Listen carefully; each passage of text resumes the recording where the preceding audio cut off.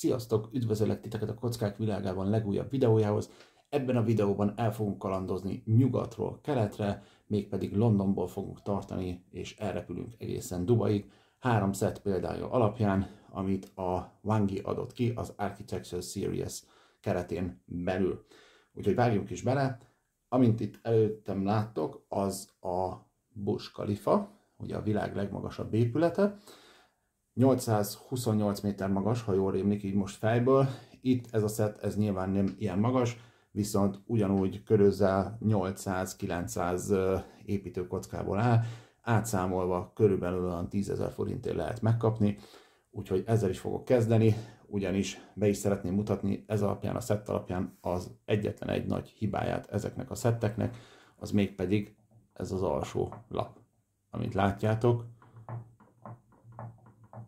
Billeg. Nem teljesen egyenes, nem mindegyik szettnél merül fel ez a hiba, ugyanis a Big Ben az például totálisan lapos. Nyilván ez annak is köszönhető, hogy nagyobb a súly, ami az ajzatra nyomódik, mint itt a Burj Khalifánál, ami egy ilyen középső rúdon áll összesen. Újból fel kellett például vennem ezt a videót is, mert az előző videóban pont magyarázás közben, hogy a kezembe fogtam, le is esett. Úgyhogy ez most itt állva marad, nem fogom kézbe venni, max csak megforgatom nektek, hogy ti is lássátok, hogy miről is beszélek, hogyha azt mondom, hogy nem teljesen egyenes az az ajzat. Ez így forog. Az asztalom sík egyenes, és sajnos ez az alsó lap viszont nem az. Úgyhogy ez az egyetlen egy nagy hibája. Alapvetően a Wangi szetteknek, speciál ennek a Burj Khalifás szettnek még annyi a hibája, szerintem én, hogy nagyon-nagyon nagy türelem kell ahhoz, hogy ezt összerakjátok. Egyrészt azért, mert el is állnak, itt az egyik oldal nálam például komplettel állt, ezt most azért nem fogom felemelni, mert valószínűleg akkor megint szétesik. Ez így egy picit elállt nekem, itt improvizálnom kell egy pár megmaradt darabba, és akkor úgy raktam, vagyis úgy csiptettem hozzá a többi részhez, hogy ez így megálljon. Nem feltűnő nagyon, hogyha én most közelebbre megmutatnám a kamerával azt az oldalt, ahol ezt megcsináltam, akkor nyilván lehetne látni, de azt most így nem fogom tenni, elég, hogyha elmondom azt, hogy egy kicsit improvizálnom kellett, plusz szerintem, hogyha ezt eredeti összegbe megvennétek, mármint a kikiáltási árért, abszolút nem érné meg. Tehát én örülök, hogy én ezt egy bundle-be vettem, együtt a Burj Al Arabbal, amit most így ebbe a videóban azért nem fogok nektek megmutatni, mert kétszer is én, két balkezes ember, leemelés közben elejtettem, úgyhogy ripityára tört, és még nem tudtam vissza összerakni, úgyhogy az most így kimarad. Azzal együtt egy ilyen bundle-be meg lehetett venni 10 000 forintért, be fogom nektek linkelni azt az oldalt, ahol én ezt annó rendeltem. Jelen pillanatban, amikor a videót felveszem, pont, ha jól tudom, még talán 1-2 darab elérhető, úgyhogy előre is elnézést, hogyha ránéztek az oldalra, és már sold out lesz. Valószínűleg újból lesz majd megint ez az akció, hogy így bundle-be. Én azt javaslom, hogy akkor csapjatok le rá. Én is akkor csaptam le rá, és így a Burj Al Arabbal együtt, amit viszont nagyon jól össze lehet rakni. Nagyon szép és sok ugyanolyan kocka van, amit adott esetben másra is tudtok használni, hogyha kreatívkodni akartok, akkor viszonylag olcsón ezzel a szettel, meg a Burj Al Arabbal rengeteg kockát megkaptok, átszámolva körülbelül 10 000 forintért.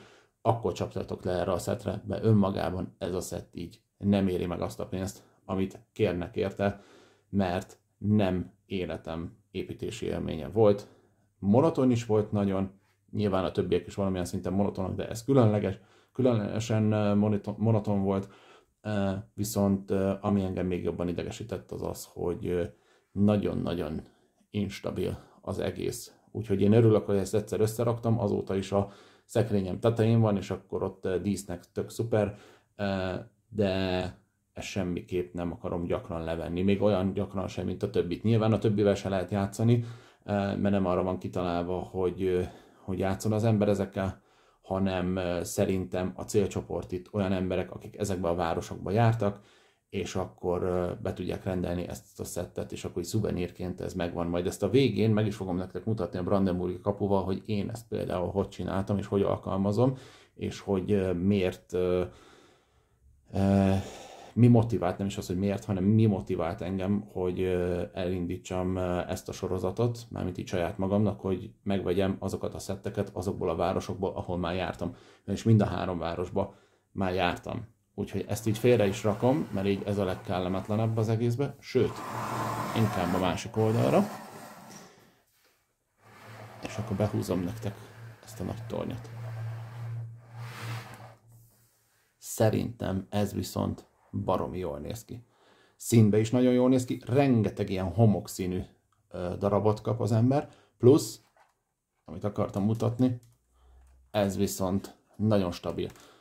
Úgyhogy ezzel valakit fejbe is lehet verni, szerintem inkább fog elájulni, mint hogy a kockák szétessenek, és tulajdonképpen ez alapján szeretném bemutatni nektek, hogy a Wangi-nak egyébként nagyon jó minőségű kockái vannak, színbe is, nincs színeltérés, ahogy ugye említettem, plusz a egymásba rakásnál is nagyon-nagyon stabilan együtt maradnak. Szerintem még stabilabb is, mint a piacvezetőnél. Ami ennél a szettnél nekem negatív volt, az itt a toronyóra. Meg is mutatom nektek közelebbről.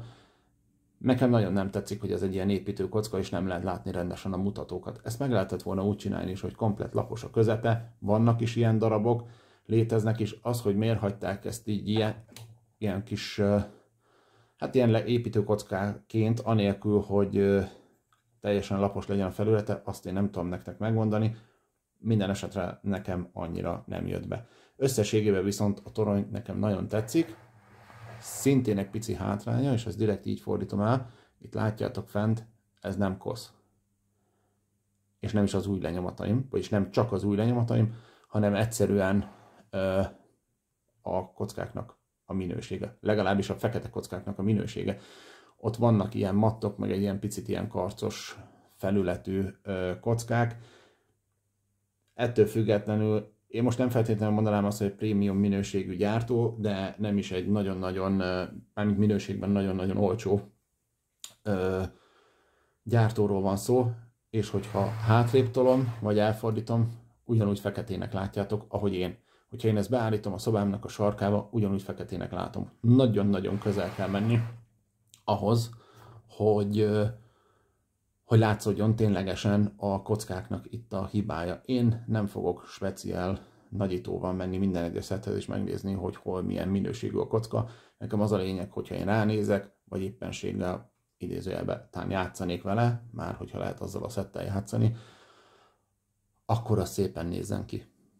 És nekem igazából elég is, úgyhogy én szubjektív véleményként azt mondom, hogy ez nekem ezért az árért teljesen elfogadható. Ugyanis ezért a Big Bennél külföldön, mert ugye az összes szettet, mielőtt még ezt elfelejtem, megemlíteném, hogy minden egyes szettet külföldi oldalról rendeltem be, mivel itt Magyarországon, magyar oldalon ezeket nem találtam, amennyiben ezek is itthon elérhetők lesznek, hasonló áron, akkor természetesen nyilván szeretettel ezekről az oldalakról fogok majd vásárolni, de ugye jelen pillanatban ezek a szettek legalábbis az én belátásom szerint, vagyis véleményem szerint itt nem nagyon ismertek meg Magyarországon, ezért is mutatom be ezeket nektek.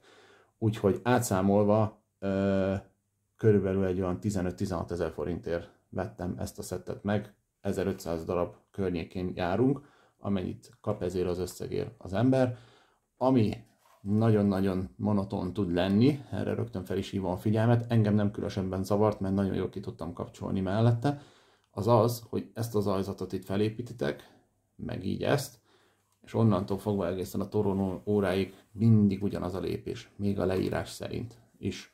Úgyhogy nem sok minden változik. Nyilván ugye ez annak is köszönhető, hogy ezek az épületek a valós életben se a legizgalmasabb épületek, úgyhogy némi monotóniával ezek a valós életben is bírnak. Erre számítani kell, aki ezt így elfogadja, az ettől függetlenül nagyon-nagyon tudja élvezni ezeknek az épületeknek a felépítését. Amit még érdemes tudni, a Wangi-nak a leírása az lényegesen eltér más gyártóknak a leírásától, mármint az építési útmutatójától, ugyanis úgy kell elképzelni, hogy egyes lépésekben akár 50-60 darab kockát is építetek egyszerre. Úgyhogy itt is nem ritkán volt az, hogy például komplet egy ilyen oldalt, egy ilyen negyed oldalon mutatott be a Wangi, hogy rakjam össze, és akkor le volt írva, hogy 25 darab ilyen, mit tudom én, 15 darab másik színű kocka, és akkor úgy kellett azt a lépést ugye nekem összerakni, és már is összeraktam 50 darabot a közel 1500-1600 darabból. Úgyhogy erre mindenképp kell figyelni. A Wangi segít nektek abban a szempontból, hogy szürkével jelzi, hogy mik azok a részek, amik már meglévőek, és színesen hagyja az új lépéseket. Plusz ne lepődjetek meg, hogyha majd kibontjátok a dobozt, ilyen vékony például a Big Bennek a leírása. Összvisz a reklámmal a végén, mert ugye az utolsó oldalon még látjátok a további szetteket, amit ugye világszerte különböző épületekről lehet beszerezni. Azt az oldalt leszámítva pusztán 13 oldal az egész leírás, ahol majdnem 1600-1700, de lehet, hogy meg is közelíti a 2000 darabot, összeépítetek ennél a szettnél. Úgyhogy működik az, hogy sok kockát kis lépésekkel, meg kevés lépésekkel megoldjon az ember. Nyilván itt mindenkinek szabad döntése, hogy ezt hogy mutatja be. Vannak olyan gyártók, ugye, akik 3-4 részt mutatnak csak egyszer, és ezáltal ilyen jó vastag, szinte már biblia vastagságúak a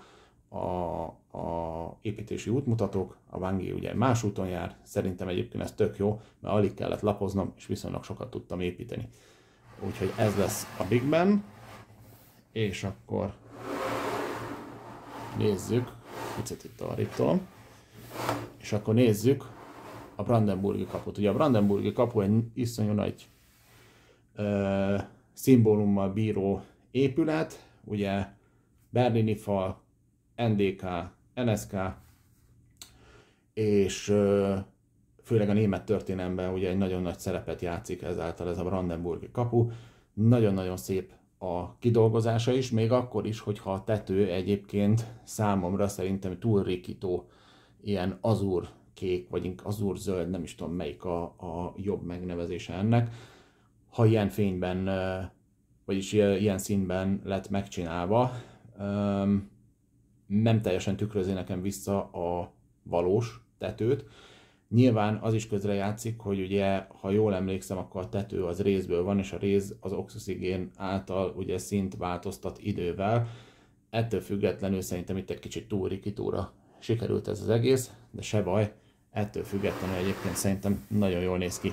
Főleg azért is, még mielőtt meg tovább fordítom, remélem ez itt látszik, itt elől ezek a lovak, vagyis lovasok, ezek mind printek. És ez megy itt oldalt is tovább, hátul is, és ezen az oldal is. Úgyhogy egyetlen egy matrica sincs, még ugye ez a kis biléta, vagy biléta, hát igazából ilyen kis címke, ami ugye mutatja, hogy melyik épületről is van szó, ez is nyomtatott.